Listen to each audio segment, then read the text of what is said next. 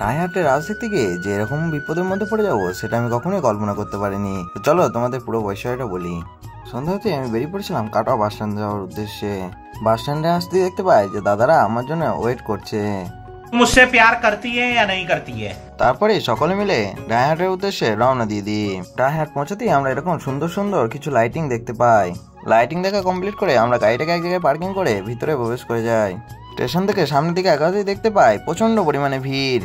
সেই ভিড় ঠেলে সামনের দিকে এগোতেই দেখতে পাই কেরালার সেই ভাইরাল বাজনাটিকে। আরো সামনের দিকে যেতেই দেখতে পাই যে একটা বড় পাড়া হাইড্রাতে লাইট সেটিং করা হয়েছে। সমস্যাটা তৈরি হয় এখানে অঘরি বাবারা এক জায়গায় নৃত্য করছিল আর এদিকে প্রচন্ড পরিমাণে ভিড় হয়ে গেছিল।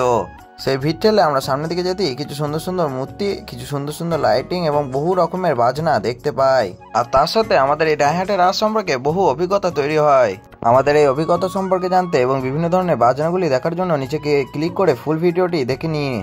আর আপনারা কারা কারা ডাইহার্টের রাজ দেখতে গেছিলেন সেটা অবশ্যই আমাকে কমেন্ট করে বলে যাবেন এবং ভিডিওটি ভালো লাগলে একটা লাইক দিয়ে সাবস্ক্রাইব করে দেবেন।